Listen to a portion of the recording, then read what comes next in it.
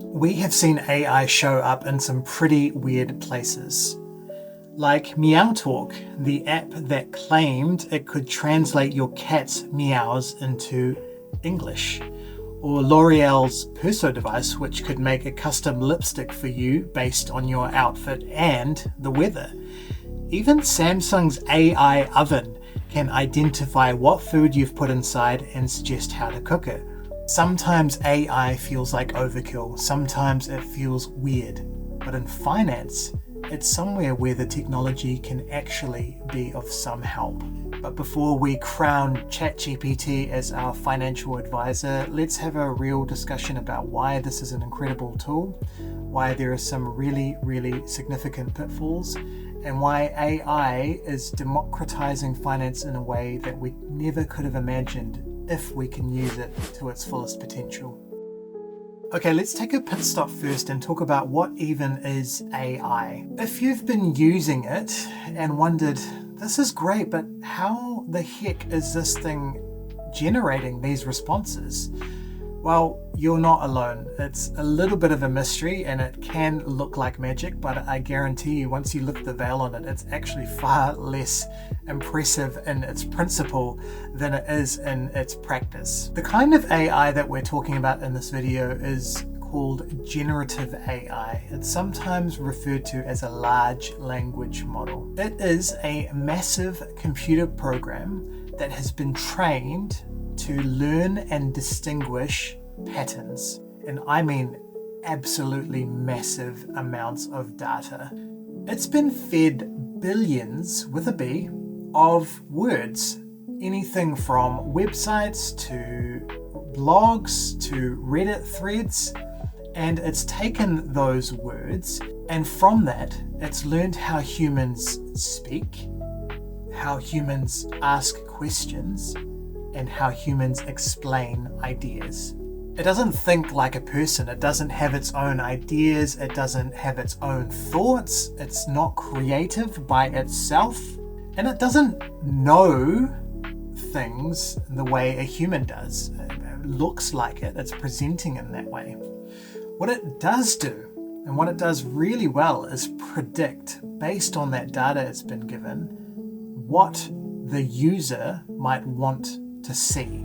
And that's based on patterns that it's seen before, which is why data is so important to it. It can only present an answer if it has something else to reference. Think of it like the predictive text on your phone. You start typing, "Hey, I'm on my way," and before you hit the W for way, the phone has looked at the sentence that you've typed and gone, "I'm going to predict that they want to say the word way, and I'm going to present that to the person." Now imagine that, but it's doing it for your essays or entire stories or a blog piece that you're writing. All it's doing is looking ahead and predicting, based on the input or based on the prompt that you've given it, what it wants from you in reference to the pieces of data that it looks really similar to. So if I'm writing a blog, it's referencing in its generation, it's referencing other blogs. It's pulling that down and going, perhaps this is what the person wants to write about. Now here's the thing, it's not just written prose or written words, stories, ideas, thought pieces, human interactions and language, but it's trained on all sorts of financial data as well. It can understand mathematics and physics and formulas. So now, taking it from this sort of creative world of writing blogs and news pieces and what have you, into this financial world, and you can start to see some of the implications for how powerful an AI can be in terms of elevating our access and understanding of finances. But that's also why it can get things wrong, because it doesn't actually know what it's talking about. It's actually incredibly stupid, because it only knows, based on what it's been given, a prediction of the answer that you're looking for that possibly could look correct. So yes, it can be helpful, but it's not a human. It's not wise. It doesn't have understanding.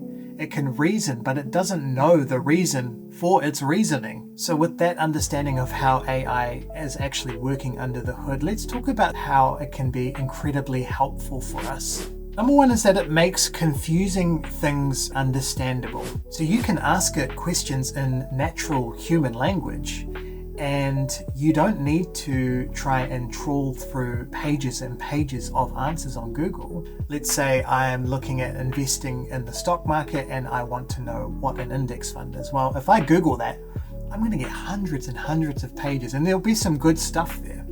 But what the AI can do is explain that concept, an index fund, in a way that I want it to. So you could ask the AI, explain index funds like I'm 5 years old, and it will do that.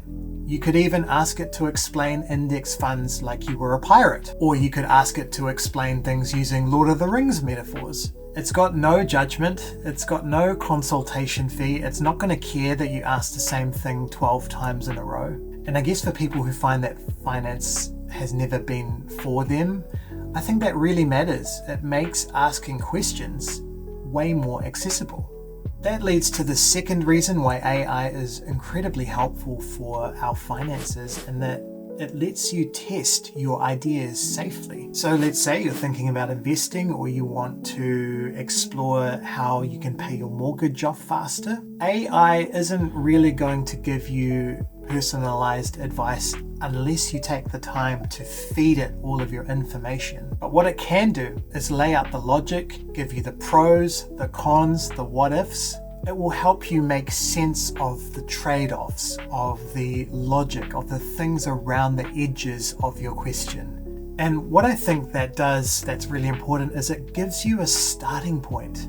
A lot of finance topics feel so unapproachable because it seems like there's nowhere to start. There's nowhere to safely ask questions and test ideas that doesn't cost money or doesn't make you feel stupid for asking someone else.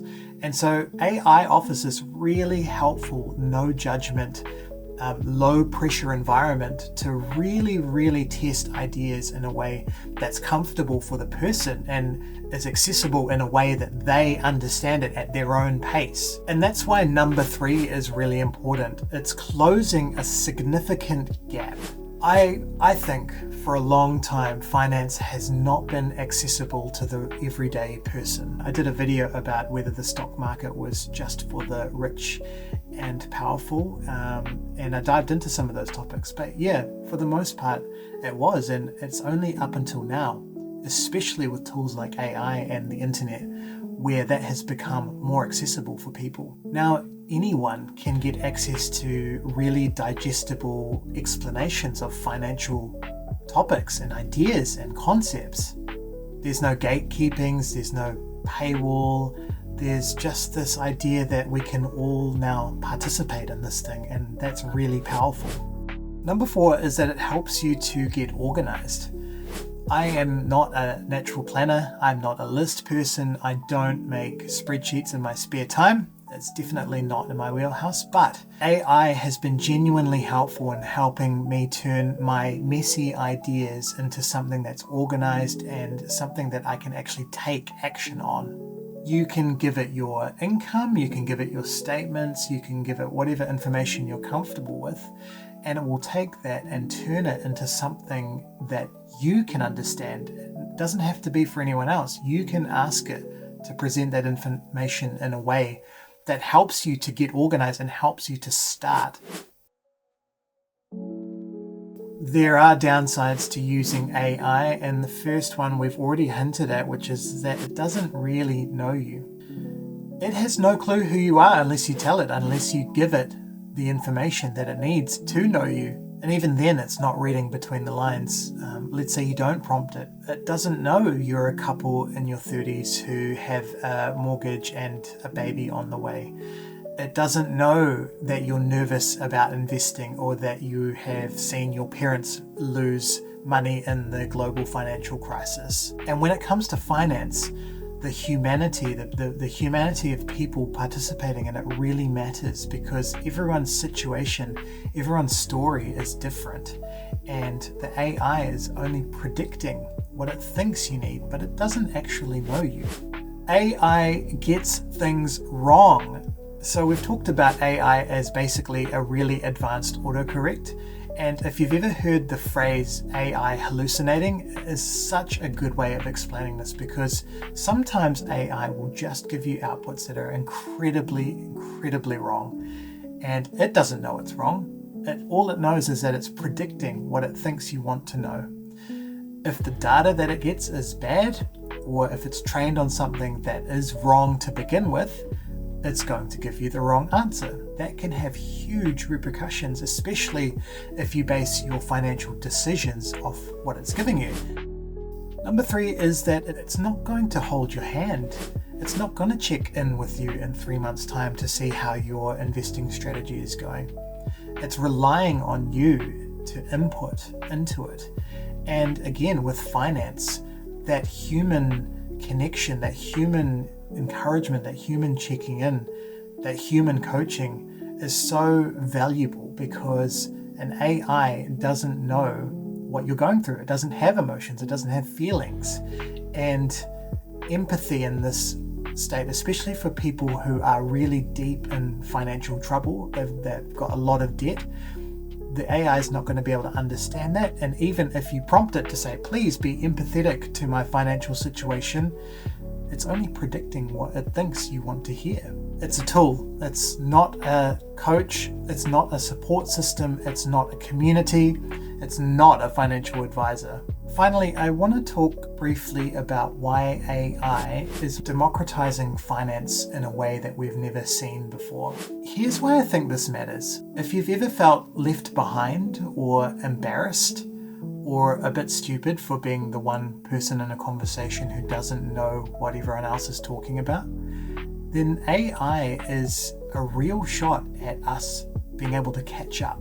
It's not because it's magic, but because it's available. And a theme, I feel like, of this channel has been this idea that we are now able to participate more than ever in creating our own financial realities. It meets you where you are. It helps you to be more confident with your reasoning, and it gives you a sounding board that's not judgmental. It doesn't cost you money to be able to learn. And if we use it well, it's a seismic shift, a massive generational shift in how we interact with, and completely changes who gets to feel confident with their money. It's not just for the people with trust funds and financial advisors. It's for everyone. AI is democratizing finance. It's helping us to participate in something that was not something we were able to participate in. And that's really powerful. That's why I use it, and that's why I made this video, because I genuinely believe that everyone should have access to and the ability to use this tool, much like the internet does now. So yes, you are allowed to use AI for your finances. It's not lazy, it's not cheating, it's smart. But you've got to keep your brain switched on. And if you're using tools like AI to get a handle on your money, then I see you. That's what we're doing here. So if this kind of content is helpful for you, hit subscribe for plain English money chats like this, and not just for people who already have trust funds and fund managers. I'm Chris. See you on the next one.